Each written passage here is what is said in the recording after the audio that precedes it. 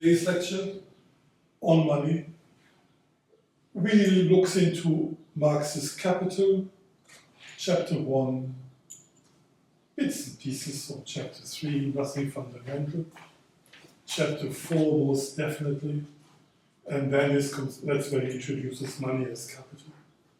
And then Marx's concept of exploitation, which happens from chapter 7 onwards. What makes Marx's monetary theory of value specific is that, in contrast to classical political economy, and much of today's economic argument about money too, for Marx, money is not a means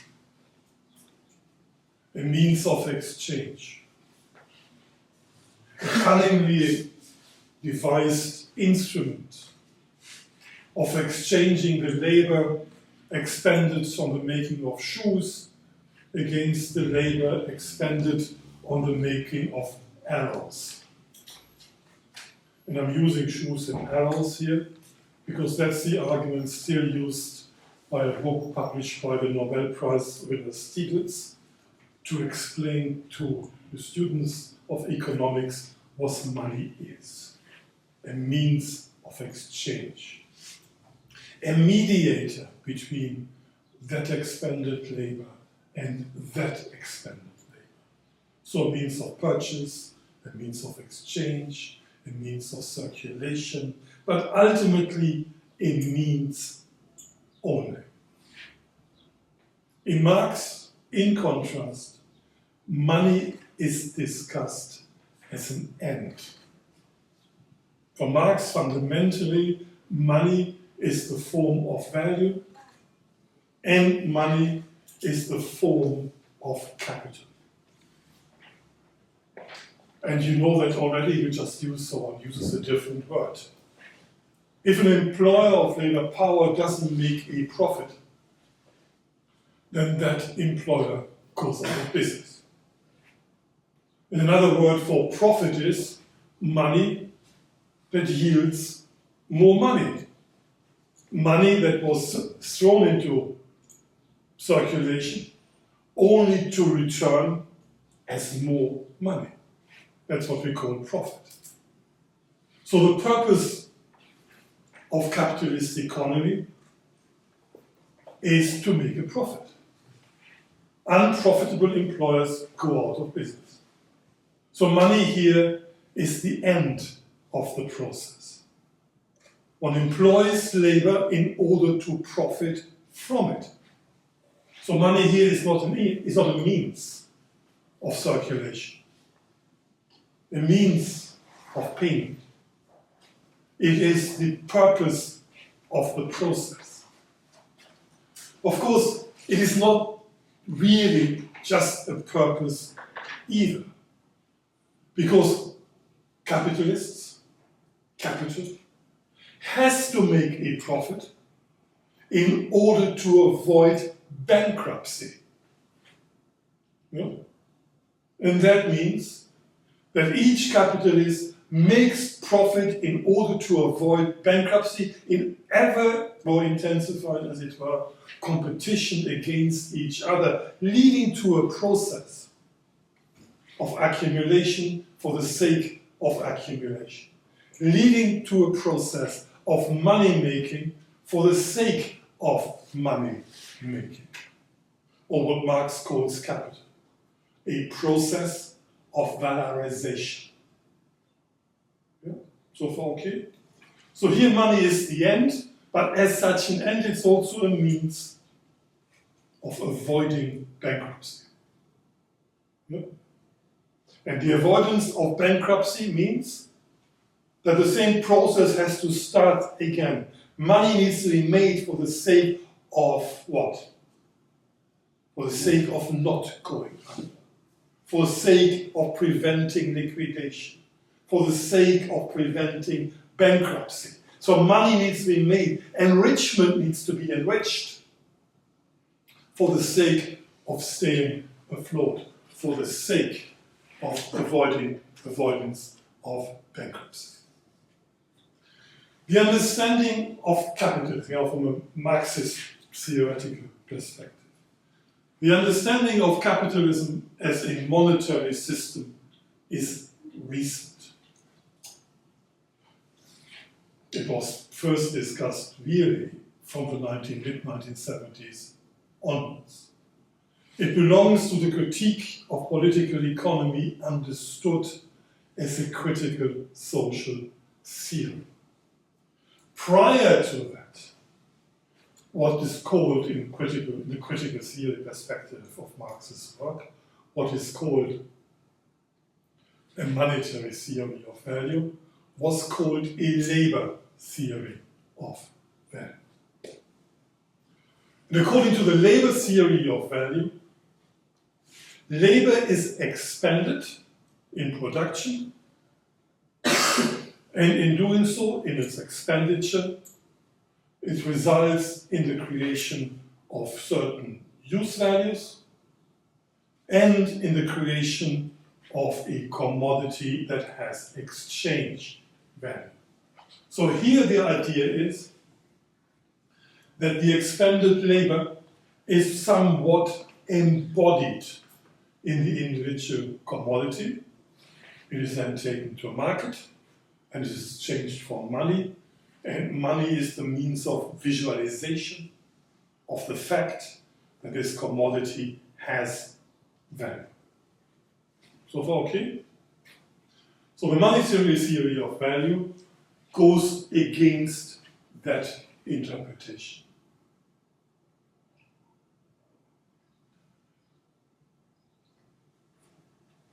For Marx, critically read, value is not a property of an individual commodity. Whether a commodity has value or not is a matter of its social property.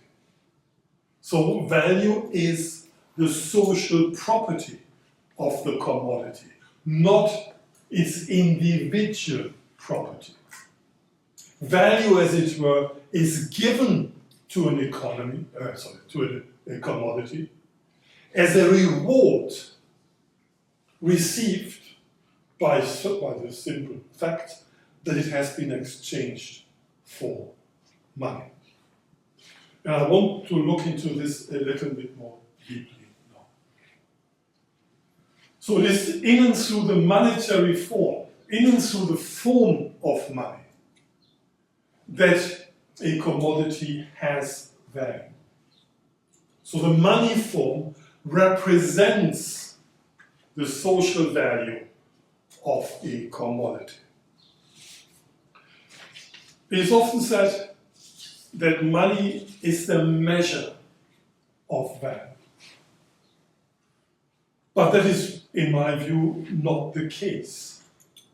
Because if something, money, is the measure of value, then that value is already presupposed as something independent from money and measured by money. I argue instead that money is the measurability of value. And this is a very technical argument, and I appreciate that. Tomorrow comes suffering, gets more lighter and more interesting, as it were. But the idea of suffering, the idea of compulsion, is already entailed in what I have been telling you. So traditionally, here this is a seed, this is a commodity. And traditionally the argument is it expresses its value in the form of money. That's the traditional understanding. What I argue instead, that it is money that tells whether or not a commodity has value. That money, as it were, is the reward on the labor expended on the production of this commodity. A reward that might or might not be forthcoming in exchange. There is no automaticity. Now, think about the coercion, the compulsion inherent in this reversal of the relationship from commodity as expressed in money, the traditional view, or from money expressing as a reward the labor expended on the production of this. Now think about it. You all, as it were, put yourself in the position of having been a petty commodity producer. You're laboring away for the purpose of exchange of what you have produced. For you, what you have produced has value only if it has value in exchange. If you're all bread producers, you can't eat the bread. What you produce, that you have produced, the bread only makes sense to you if you can transform it into money. And I argue, whether or not your individual loaf of bread has value depends on whether or not money rewards it with a value in and through the exchangeability of your bread for a certain amount of money. And now watch yourself. Baking away. You don't know at the point of production whether the labor that you are expending has value in exchange. You're running, you're sweating, you're producing your bread as quickly as possible in order to get the reward, the purpose for which you have put your labor to work, a monetary reward. Whoever of you is late might not get the reward, or a smaller reward. And that is painful for you. Because instead of valorizing your labor, you have devalued it. If you're lucky. If you're unlucky, the labor that you have expended is redundant. Nobody buys your bread. There is your wonderful bread. And you can't transform it into a number. The number of €1, €5 for that bread. You failed to do that. You're sitting on your bread. Yeah?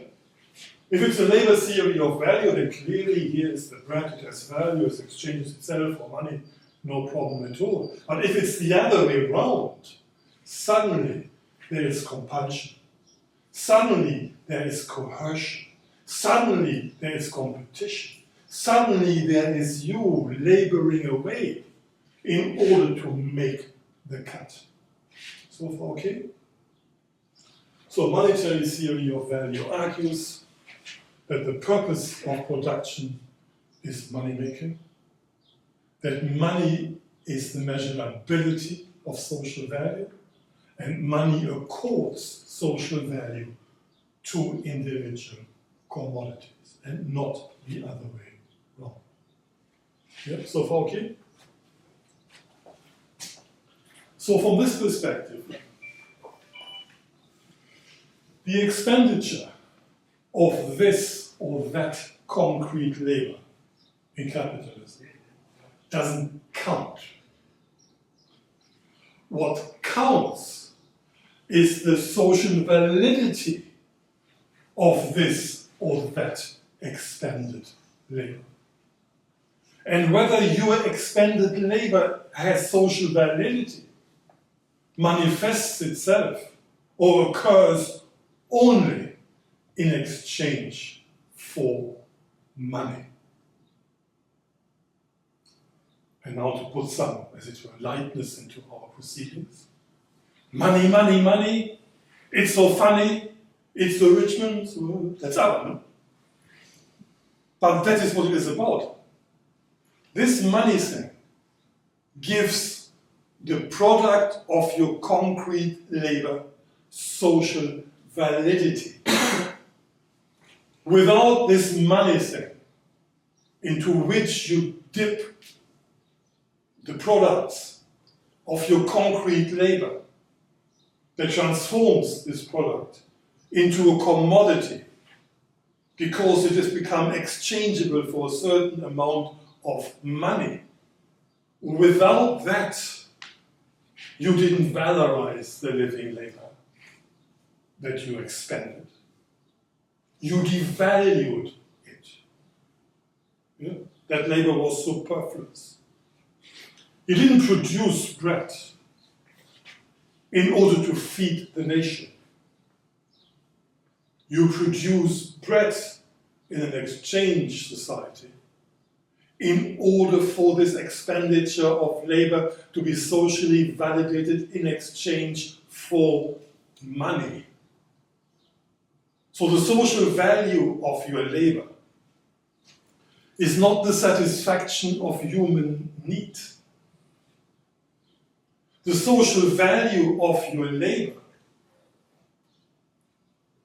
is its transformation into a certain amount, into a certain quantity of money.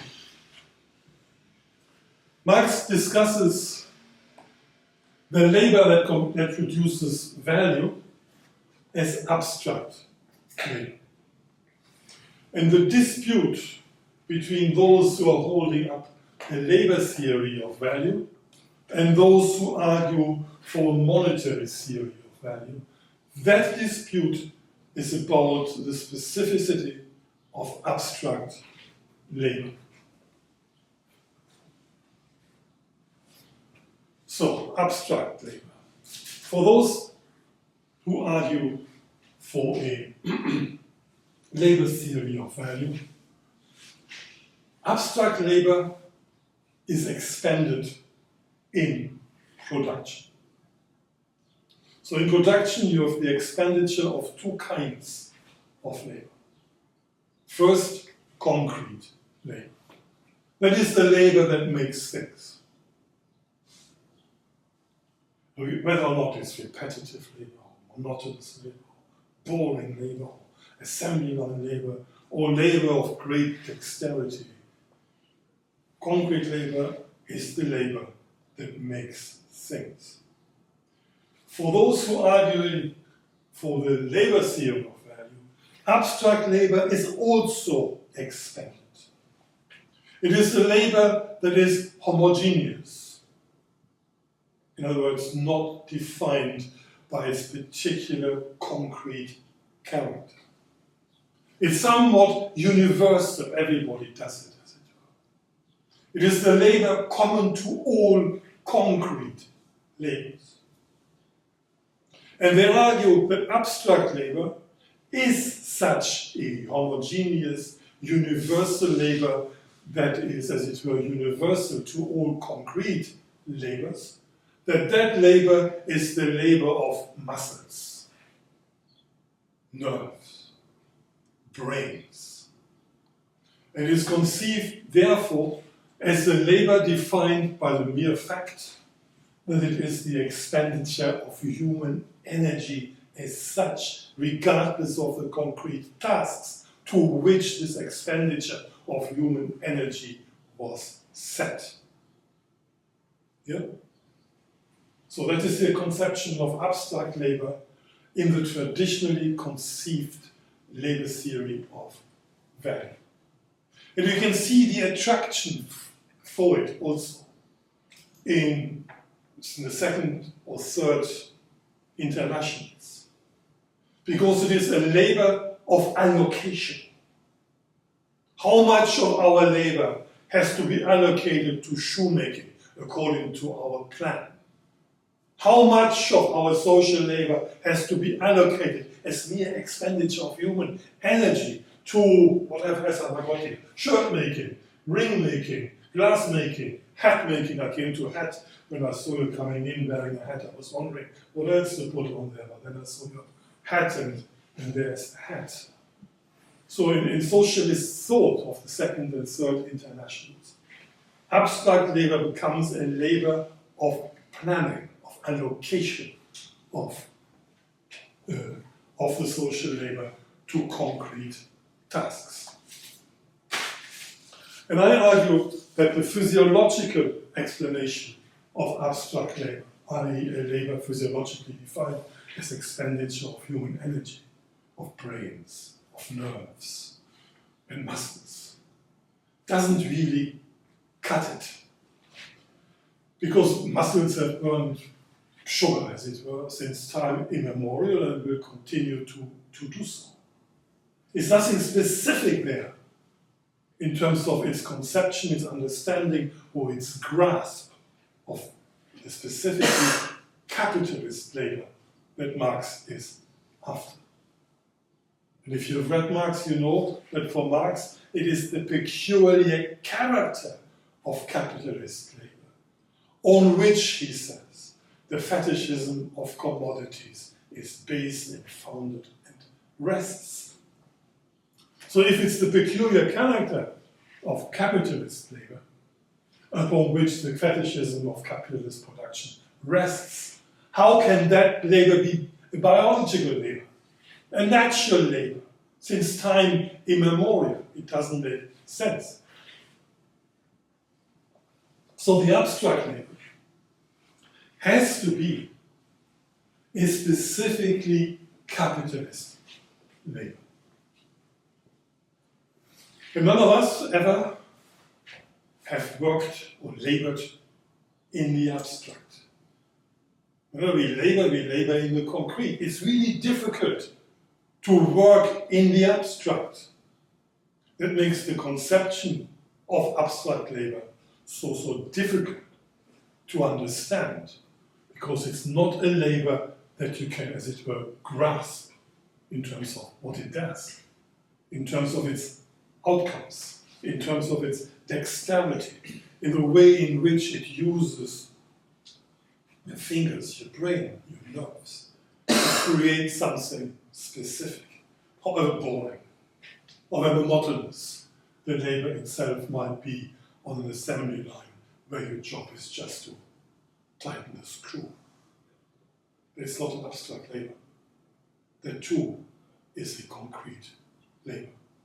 So abstract labor is not defined by its repetitive character, by the boredom experience as a consequence of performing it.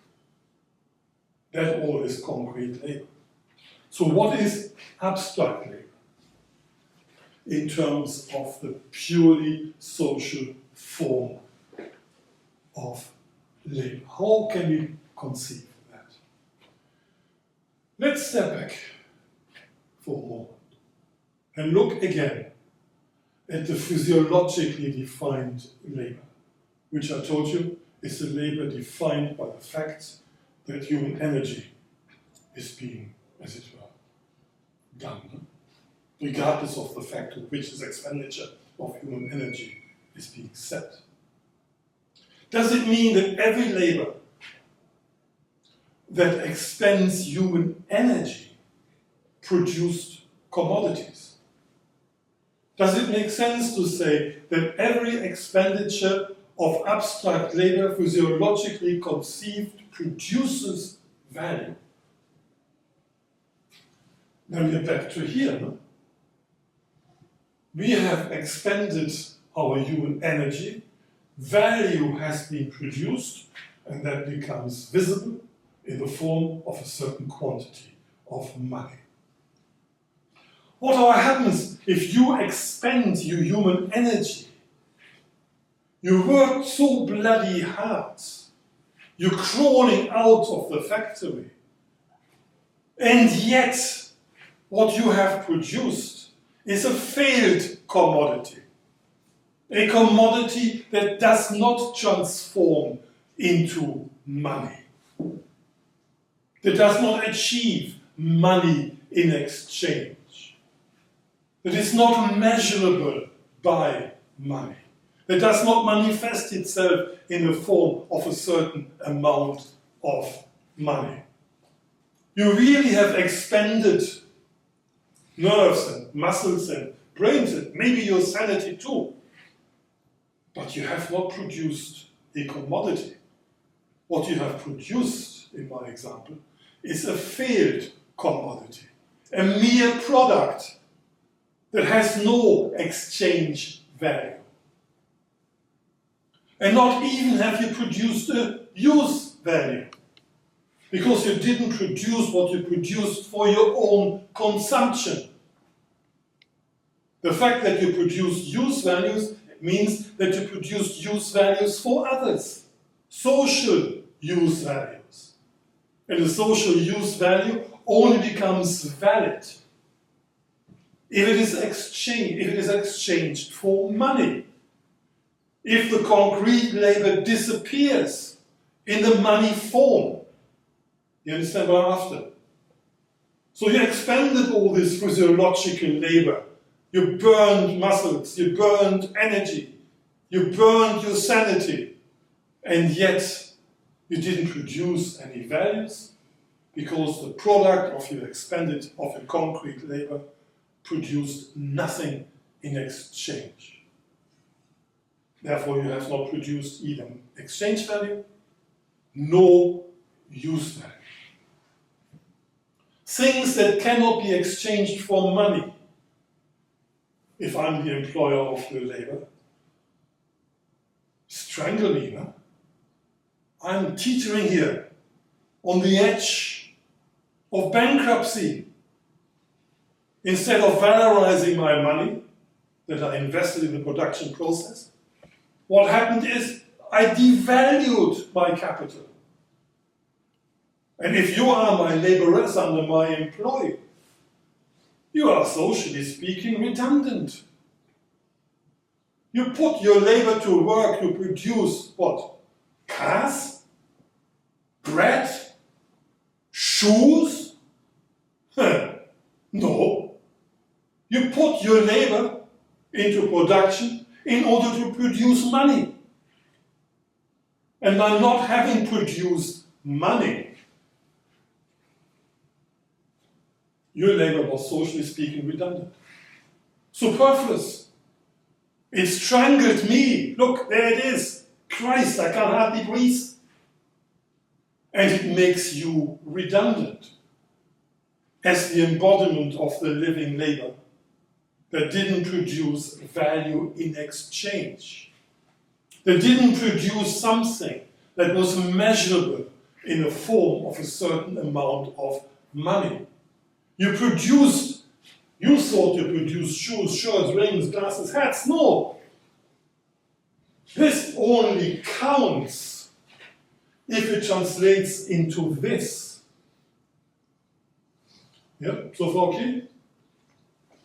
So, this here, money says, these shoes are 50 euros.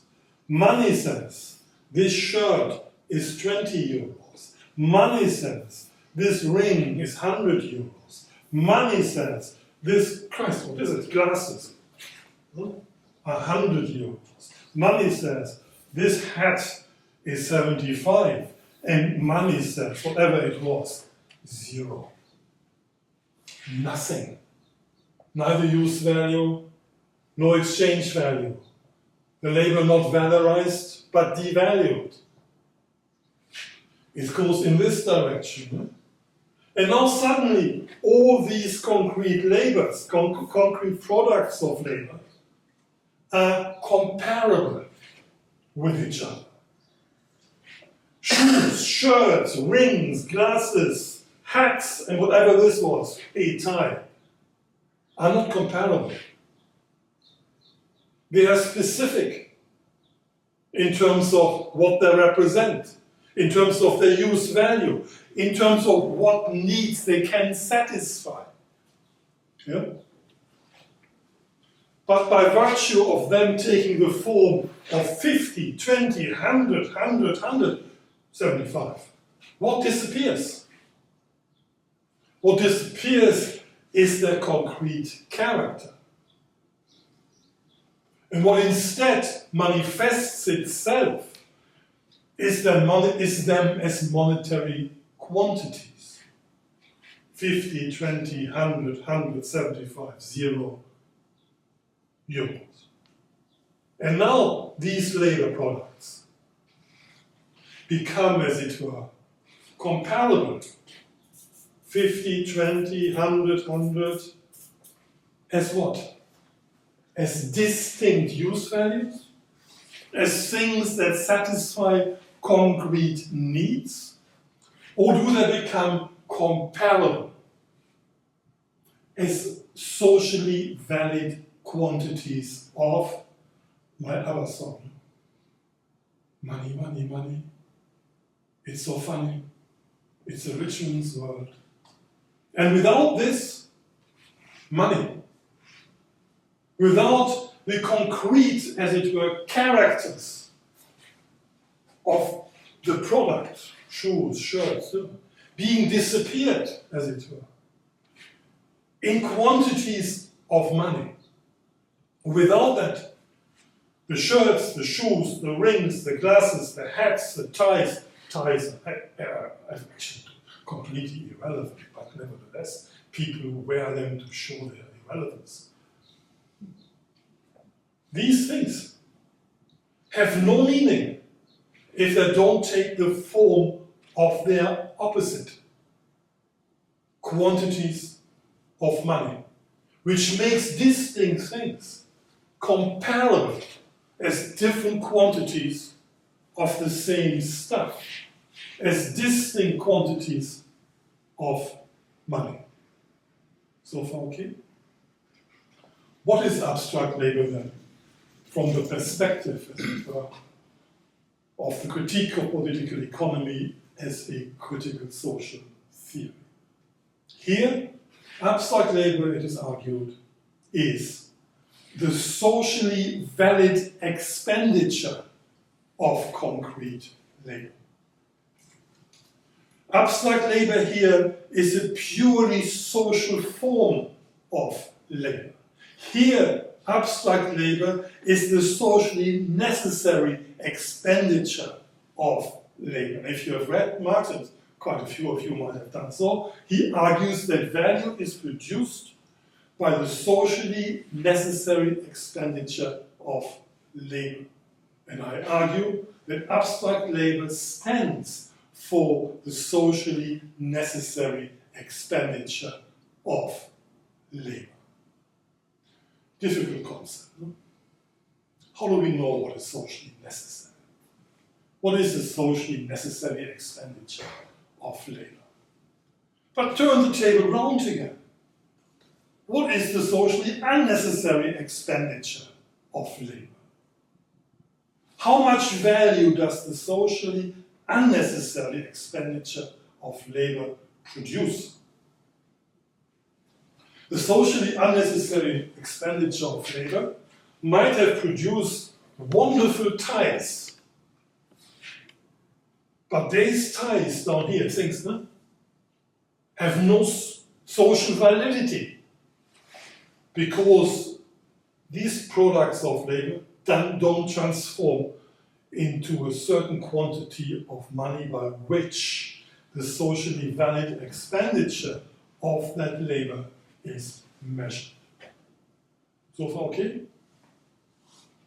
So we have a sense now of the socially necessary expenditure of labor. And whether or not each of yours concrete expenditure of labor, whether each one of yours concrete labor achieves the stamp of social validity is shown only once you take your products onto the market and transform them into commodities that have value in exchange. Transform them into commodities that assume the form of money. Only then will you know whether your concrete labor was a socially necessary expenditure of labor, and hence a labor that produces value in exchange value in the form of a certain amount of money. Yeah? So the socially unnecessary labor expenditure doesn't produce anything except I'm getting strangled again, or the labor producing it is superfluous and redundant, or it has social validity, and that comes to it by means of its measurability in a certain amount of money. Yeah? So, the ring costs £100, euros. The glasses are exchanged for £100. What's the difference between 100 and 100? There is no difference in value. Huh? The ring is secondary. The glasses are secondary. Mere dispositories of what manifests itself by means of exchange in the form of £100. Between £100 for that and £100 for that, there is not an atom of use value. Yeah? But this ring has to appear as 100, or you can throw it away and it rusts away. This shirt has to appear in the form of 20 euros, or it is nothing at all. So here, the satisfaction of human needs is really secondary. It's a byproduct. What is primary is 50, 20, 100, 175. That is primary. So the satisfaction of human needs, secondary. Almost like an accident of this process. Now, let's say this is bread rather than a tie.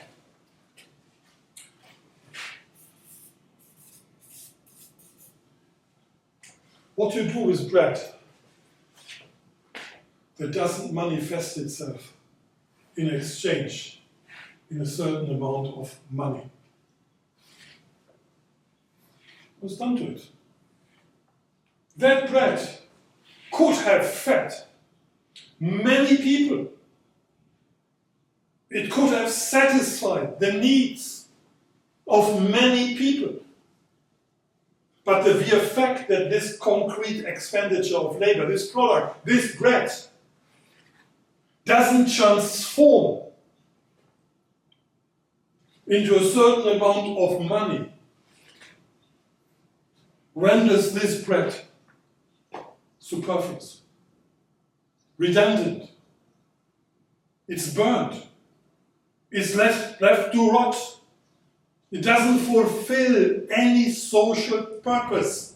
And the social purpose of capitalist production is to transform whatever you might have thought you had produced for the satisfaction of human needs into a certain quantity of money into which the use values are dipped and disappear, only to reappear as a 50, 20, 100, 175 or €0 quantity of money. So abstract labor, as a socially necessary labor, is in fact the socially valid form of concrete labor. Concrete labor has to take the form of abstract labor. Concrete labor has to show itself to have been an expenditure of labor that was socially necessary. And it shows whether or not its expenditure was socially necessary by transforming itself into a certain amount of money. This counts. This is secondary. Yeah? Okay?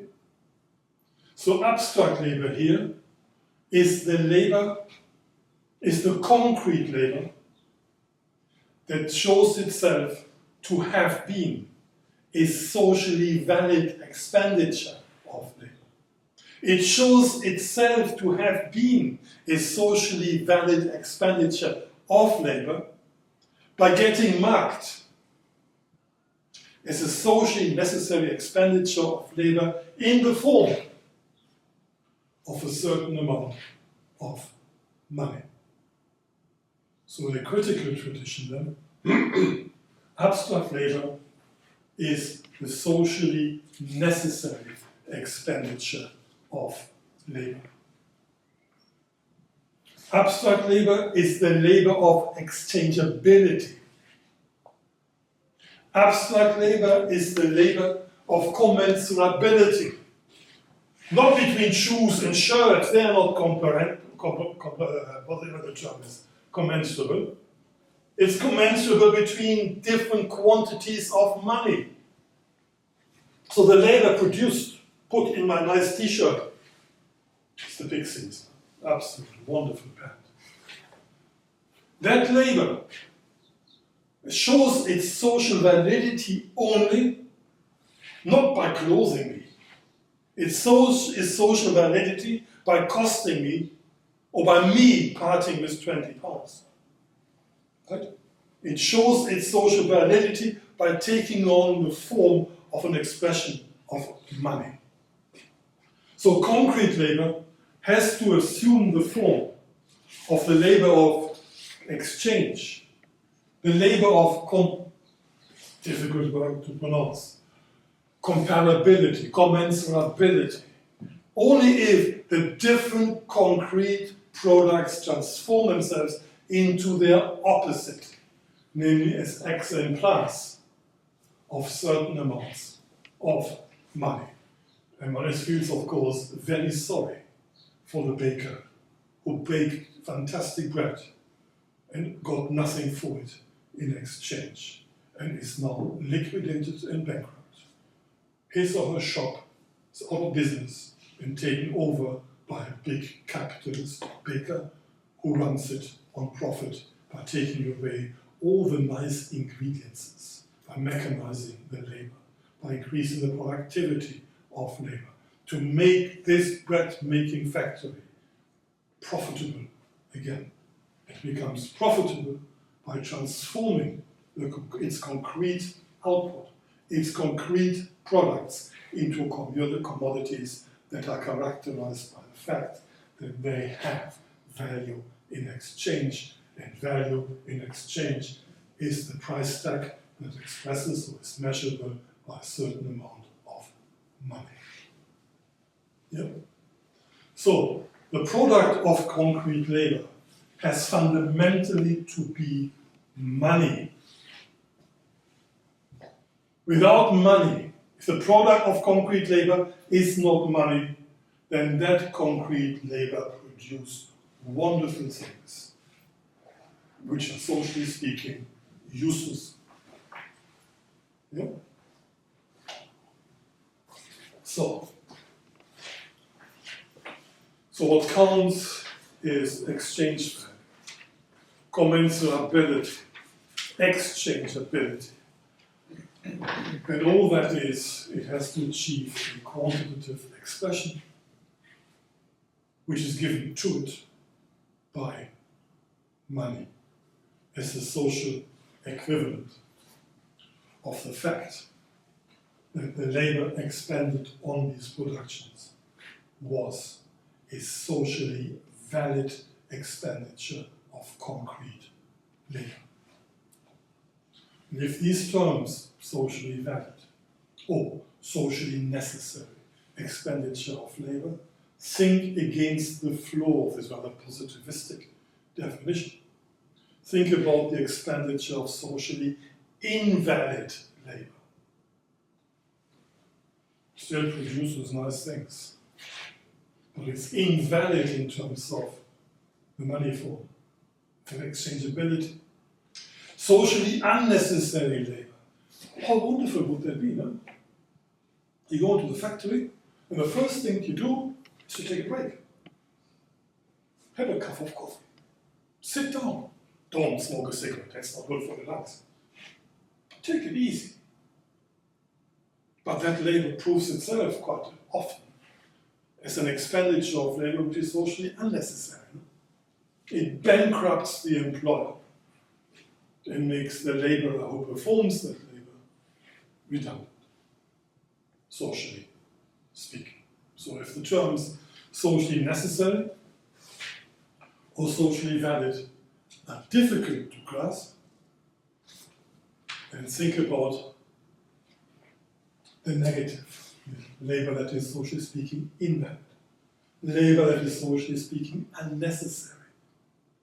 And you can see the compulsion imposed upon each labor process to make sure that the labor that is performed for the concrete labor of shoemaking, ring making, glass making, bread baking, and everything else achieves the stamp of social validity in exchange for money. And now your rest time is cancelled. Now the machine speeds up because you do not know whether the labor that you are performing is socially necessary or proves itself to be socially unnecessary until you take that stuff onto the market and say, where is my reward?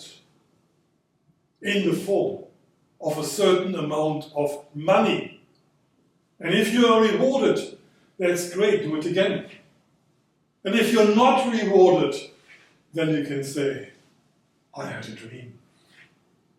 The dream was what I was doing was necessary. But in fact, it turns out what I was doing was socially speaking invalid. And how do you know? Because you were slapped down by the invisible hand, which is the hand of the socially necessary labor. It validates this expenditure of concrete labor by giving it a certain amount of money, and it invalidates somebody else's labor.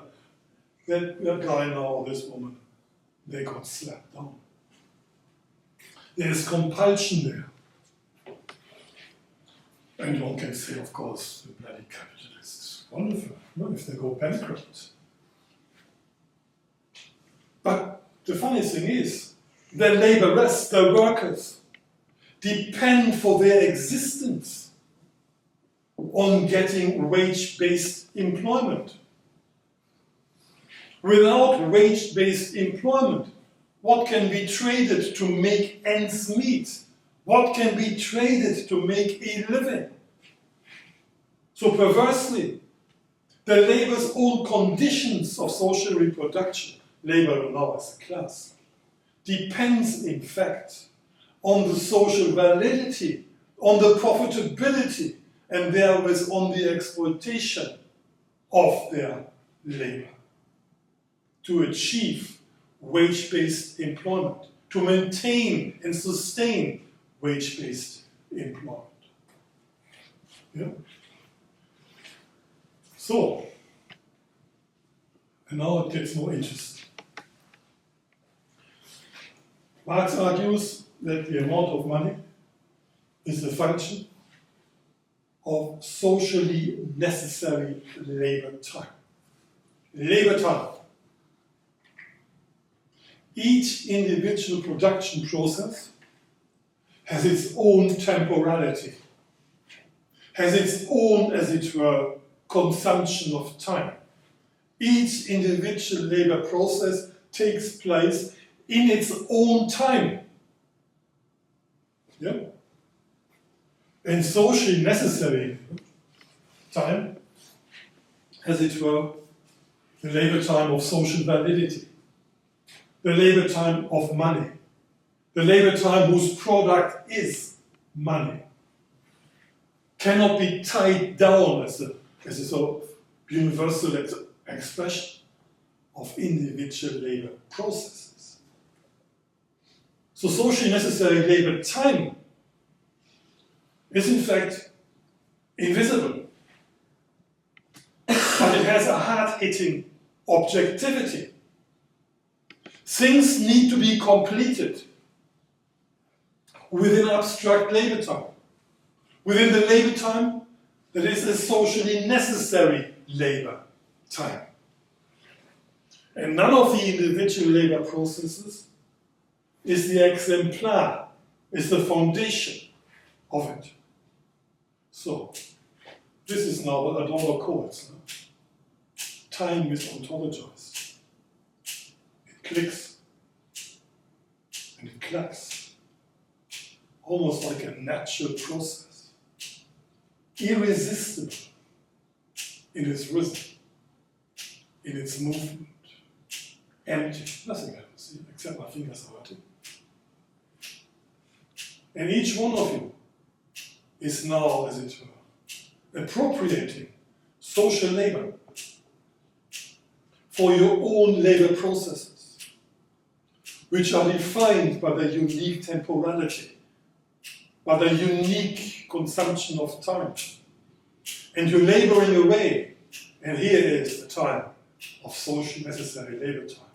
Here is abstract time, clicking and tacking your concrete time spheres, time horizons, time organizations. And now think yourself, you're producing a wing, because this clicking is the clicking of socially necessary labor time. What are you doing? Are you taking it easy? Are you sitting back? Or are you accelerating? To make sure that the expenditure of your labor process finishes when I finish. Who was still working? You. I can see that. What happened to you? You lose this bit, no? For illustration purposes. You were smart. You finished before my clicking, no? So you can make a little bit more. Everybody else finished when I finished. You get the average.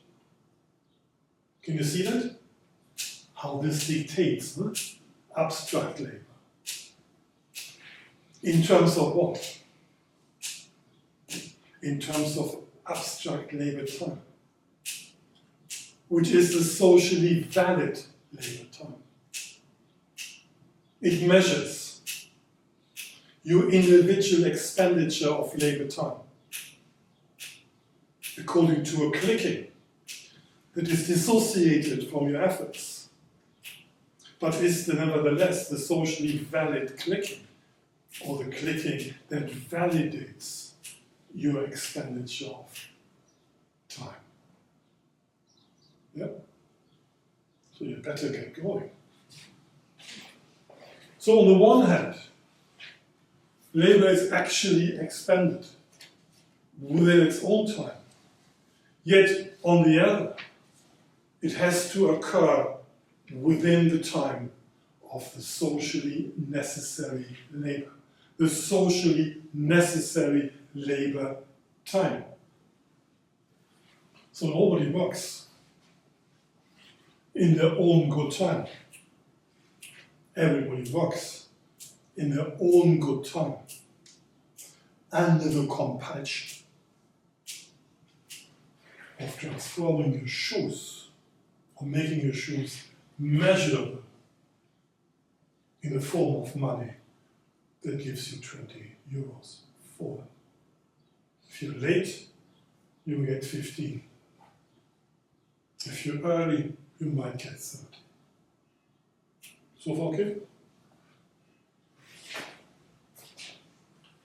So, the compulsion, therefore, each one of you as employers of concrete labor, the compulsion clearly is to increase your productivity, to make a cut, to increase the intensity of your labor, to introduce new methods of production, to get things done more quickly, to produce more in the same time. This is the thing, no? That keeps clicking away. And the only way that you can be sure that your expenditure of concrete labor or concrete labor time is socially valid was the expenditure of a socially valid labor time. The only way to make sure is by increasing the productivity of your labor or of the labor under your command. So there's a compulsion. Quicker. New methods of production, replacing living labor, from assembly lines to digital economies to artificial economies. Quicker. And if it's quicker, then of course the socially necessary labor time required for the production of certain commodities falls.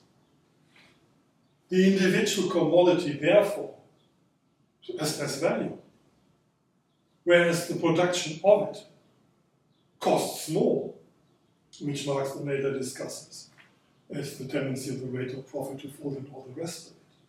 But the clue is in the concept of socially necessary labor time. Now, this was my clicking before.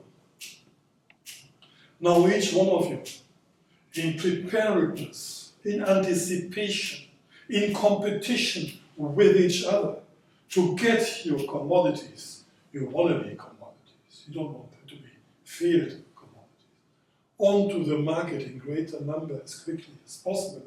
Beat the competition. Means that this gets quicker too. Because the socialist labor time is now less. Christ, I can't really hold up. Look at this. How can you work that fast? Only by the introduction of new revolutionary methods of production. Yeah? So far, okay? What about the worker in that context? Marx argues that the worker either produces money or produces nothing at all. What counts is this. And the worker, he says, transforms, at the most, I quote him now, to a time's carcass. So to a dead body, without individuality, governed by one thing only, time. Time. Time is money. Money is time. Yeah, can you see where this slogan comes from? Because time is money. Time is not rest. Wealth is not satisfaction. Wealth or social value is not the satisfaction of needs. It's time. It's money. Time is money. And the worker, he says, in this context, transforms into a time's carcass. So into a dead body, or body or human being without qualities except the qualities to beat the time. We ontologize of social necessary labor time, which is the labor time that is measurable in the form of money, either this, or it is not measurable at all. And if it's not measurable at all, then Keynes has the expression for it. An economic zero counts for nothing. Except, what do you call this? When I put this thing around my neck. Then I'm no longer time's carcass. Then I am the carcass. So the difference is between the time's carcass that survives and the carcass that really is dead. So the next step in Marx's discussion is not just a monetary theory of value, for what counts is to produce money in exchange. The next step in Marx's argument is in chapter 4, to say, first time he introduces the term capital. He hasn't argued or used the term before chapter 4 of Capital, which says this is capital. It's money that yields living offsprings. Or it's value that valorizes. It's money that has the obscure quality of being greater than itself. Money that is more money. And here, this is the money with which I started. I throw it into circulation so that it, like a boomerang, returns to me as more. So this money has to return to me. These are the same in terms of the quantity. And this little square says it is more now. This is 100. This is 100. And this little square is 50. So I exchanged 100 euros for 150 euros. How can we explain that? Particularly, argues in chapter 5, against the background of an equivalent exchange, where equivalent is exchanged for equivalent. How can it be that in an equivalent exchange, 100 is the same as 150? That doesn't make sense. That's a contradiction. And it cannot be explained by good trading. And when we exchange, you give me a product, or I give you a product. I want to be the winner here. I give you a product that actually is only 100 euros worth, but you, for some reason or other, give me 150. But that, he says, doesn't explain social growth in value. That doesn't explain economic growth. It's a zero-sum game. Eh? When I have more, you have less. Socially speaking, we got the same amount of cash. It's just I've got more and you have less. So there needs to be an alternative interpretation. And he explains the fact that money yields more money within an equivalent exchange, where the same is exchanged for the same. He explains that by looking at the commodity, labor power, for which then speed is the production process. And he argues we need to look at the buying and selling and then the consumption of labor power in order to understand this paradox as a logical consequence, that money can be greater than itself within an equivalent exchange. So he looks at labor power. He says there need to be certain historical presuppositions. The laborer has to be a seller of labor power, has to be a property owner of labor power, has to be somebody, in other words, with no independent means of subsistence. Yeah? And has to be somebody who is not tied or dependent upon a particular person, as in feudalism, where people were tied to the land and the land belonged to the Lord. They need to have gained freedom from the Lord. They need to be at liberty. And they need to be free from direct access to the means of subsistence. They have to be able to trade. So this freedom of the laborer, he calls it a double freedom. Freedom from subsistence and the freedom for trade as a property owner. And he says, let's look at this exchange on the labor market in the best possible way. So no discrimination. So nobody can argue that I profited from your labor because I discriminated against you. By public policy, discrimination can be changed, can be outlawed. No. He says, let's look at the exchange on the labor market against the background of the best possible liberal world. He calls that the Eden of human rights. So no discrimination on the basis of gender. No discrimination on the basis of race. No discrimination on the basis of family ties or accents. No.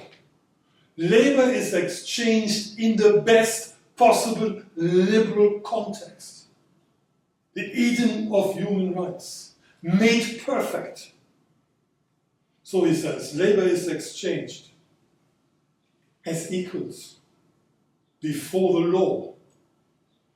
So the law doesn't discriminate against the laborer, nor does it privilege the buyer, the capitalist. It treats them both as equals. In reality, things might be different, I grant you that.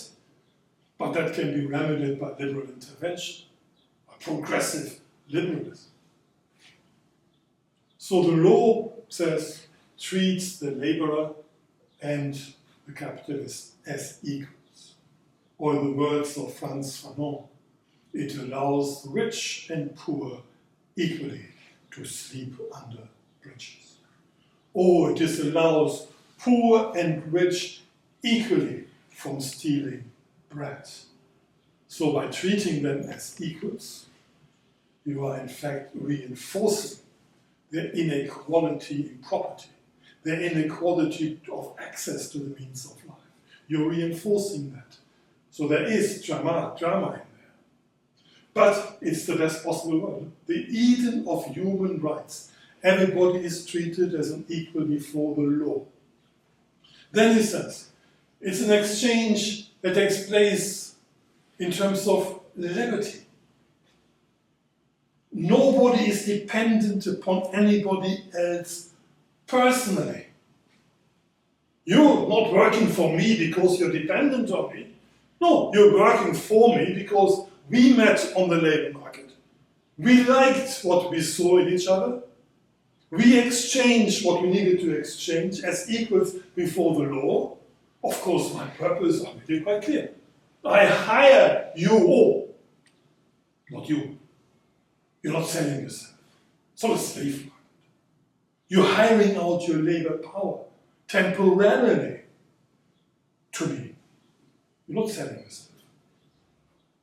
Yeah?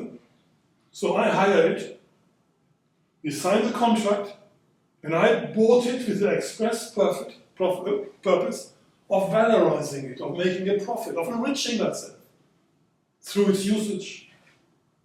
And you sold it to me, not because you are dependent on me. I also can sign a contract with somebody else. I don't care.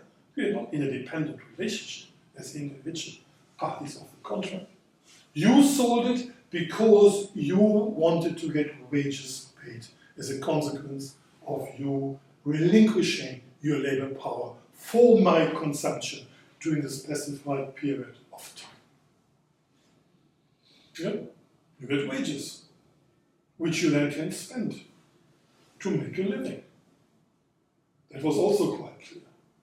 So we exchange, each pursuing our own contrary interests. You want to live, I want to profit from you. In liberty, no one is dependent upon anybody else. As equals before the rule of law. So okay, that's great, isn't it? And Marx says, in subsequent chapters, this Eden of human rights connects with exploitation. And he makes that argument on the assumption again that when we make this trade, I buy your labor, not you, your labor power. I buy your labor power according to its value. I pay for it for what it's worth. And he argues that the commodity labor power is as any other commodity, is defined by, that's the word to use, by the socially necessary labor time required for it to be produced and reproduced. Yeah? think about it in terms of an existence wage, or the minimum wage that you have to have in order to return tomorrow to the labor market and work again, in order for you to exist, in order for you not to die of hunger. So, okay, so I pay for your labor power according to its value. I'm not underpaying you. I pay for it according to its value. And that, he says, connects with exploitation. It connects with exploitation because, in my example here, it might well be that you reproduce the value of your labor power in, say, 6 hours of work. You're producing commodities during the 6 hours, which I then sell, and by getting money for them, I'm getting the money back that I invested in your labor power. 6 hours in my example. And then, here he says, is the time of surplus value extraction, because the total length of the working day, in my example, is 12 hours. 6 hours for money making. 6 hours for living offsprings. 6 hours to work for a little square. 6 hours to reproduce the value of this money that I spent on your labor power, and 6 hours for surplus value or for profit. That's the example. Now, have I now, or have we, as a good liberal society, violated the Eden of human rights? We haven't. We exchanged as equals, in liberty and freedom, each pursuing our ends by means of an equivalent exchange. You got for your commodity exactly what it's worth in terms of its wages. That I enrich myself as a consequence of its consumption is neither here nor there. Not a single thing, not a single element of the Eden of human rights has been violated. And by the way, I'm telling you, my ability to hire your labor power again tomorrow or next week depends on this. If you don't deliver on that, I might not be able to sign another contract of employment with you. You might say, but the value of my labor power was returned to you by the commodities, by the commodity values that I produced for you in 6 hours. I'm working here for free. I'm not doing that. I'm going home. What do I say in response? I say, you bloody bastard. Here is the contract. You signed it. 12 hours, not 6. Go. I won't buy your labor power again. And nor will anybody else. You're blacklisted as a deviant, subversive character who doesn't uphold the bargain that was struck. But I say, I'm a good man. 10 pounds per hour, 120 for the whole day. I give you 60.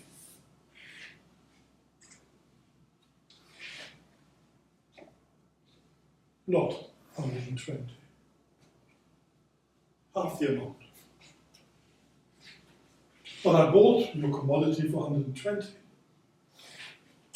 which you reproduced already in the first 6 hours.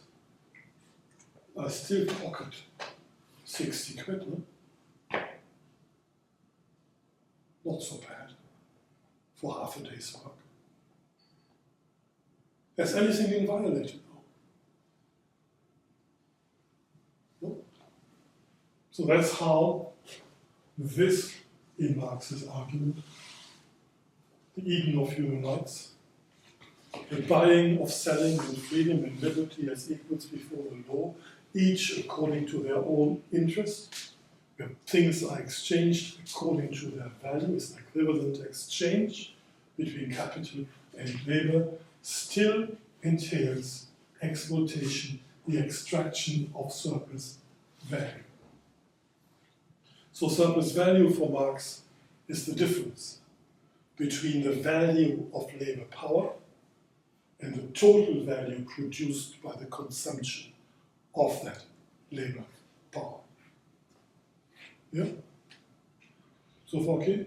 The difference between the value of labor power and the total values produced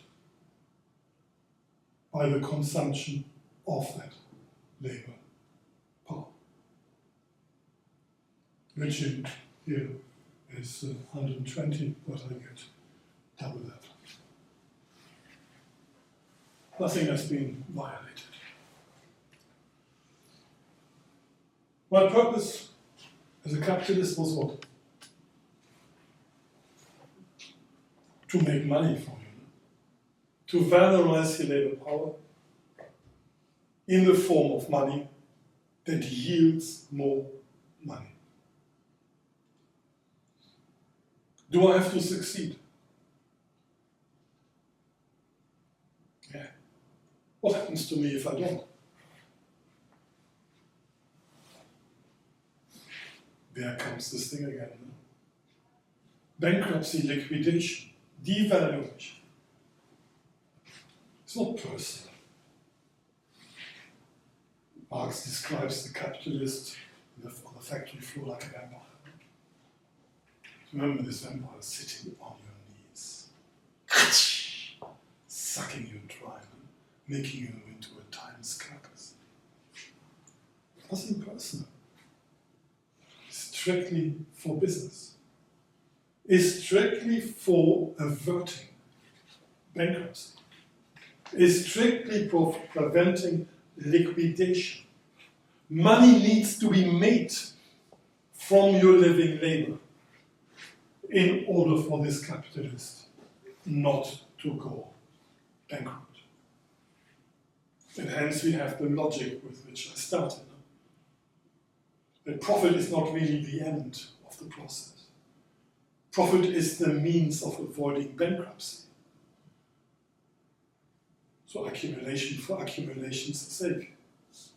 Money making for money's sake. To avoid bankruptcy. What happened to our laborer here? Well, he comes from the factory gate. Then he says to the vampire, come here, sit here, check me out here. Is that what the laborer does? Hey, come on, you're a vampire. Here, this is a good vine. You can suck me dry there. Last time you did this one, was a bit painful. Be more careful. Is that what the laborer does? The laborer will say, I have not sold myself. I haven't. I exchanged my labor power for a wage so that I can live. But by you sitting on my knees and transforming me into this timeless carcass, with this bloodletting, you're killing me prematurely. But I have not sold myself.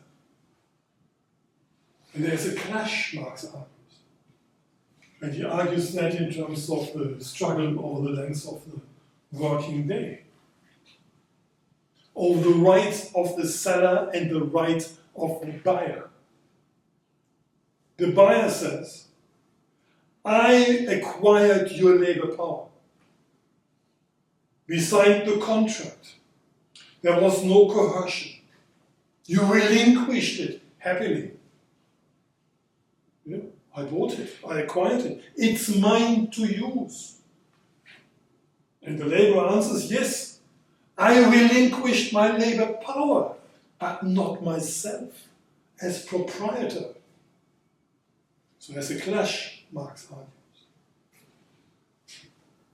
of equal rights, which is resolved by means of state legislating about the length of the working day, setting down, as it were, the rules of the game, setting down health and safety standard, setting down, in some cases, wage floors as well, setting down a minimum age a worker has to have, no longer at 12. No, now you can only work when you're 16. To which Jeremy Bentham replies, 4 years. 4 years lost for industry. 4 years lost for civilization. 4 years lost for money. Lost for money. What counts is this little square. Getting my money back is obviously a nice thing.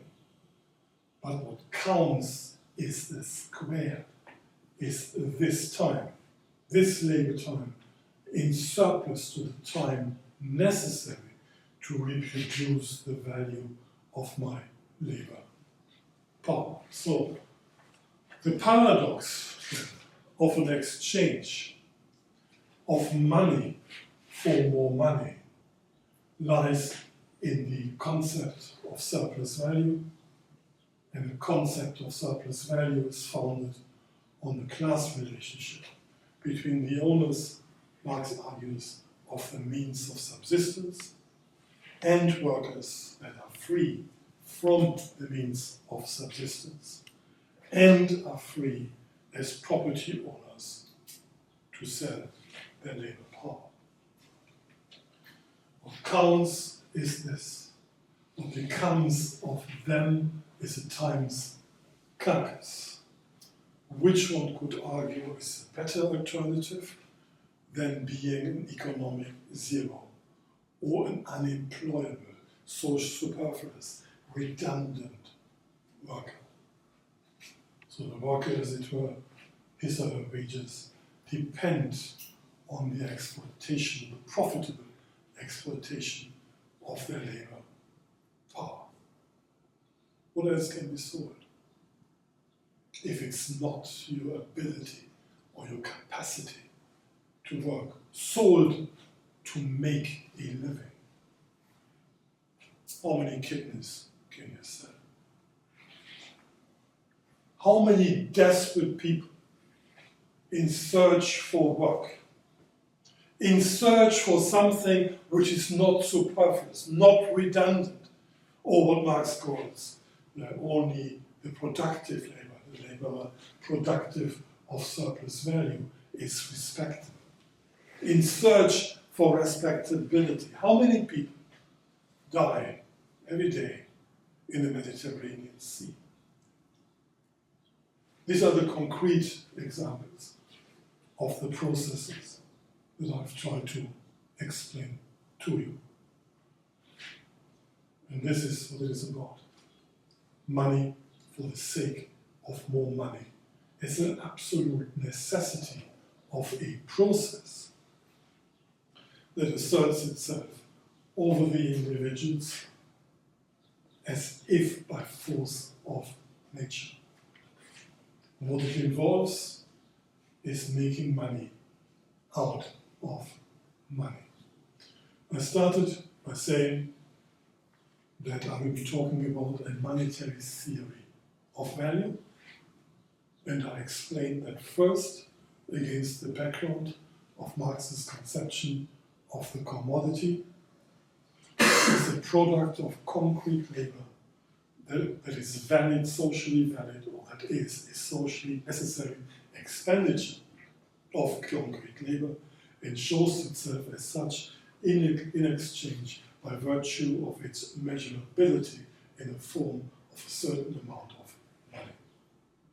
I then moved on to say that money makes sense as a concept only if the as a certain quantity of money, not as a certain distinctive character of money, the smell of money. No, it makes sense only as a certain quantity of money. In this context, Marx talks about the socially necessary labor time, and I try to explain to you with my clicking and clacking how that compels and imposes itself upon the, as it were, active individuals, transforming the labor into a times carcass.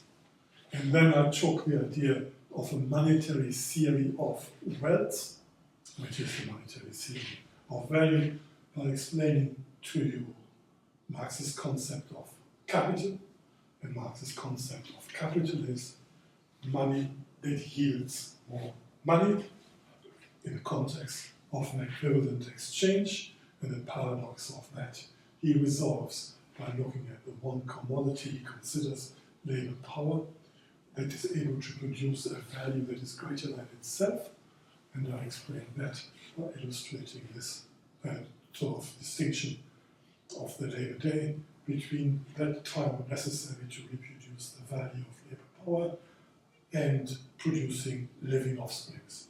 In other words, the little square up here, and what counts is the square. Money is more money means more money. It means not a little bit of more money. What I haven't discussed is what is called the credit system, or what these days is called financial capital. Safe to say that this is the financial system, making money out of money, which Marx argues is the most rational form of capital, and introduces this at the very start of his work in chapter 4. But whatever is done in terms of the credit superstructure, the speculative flow, the hedging of bets and currency speculation, all of this, not just this, all of this depends on that. Thank you.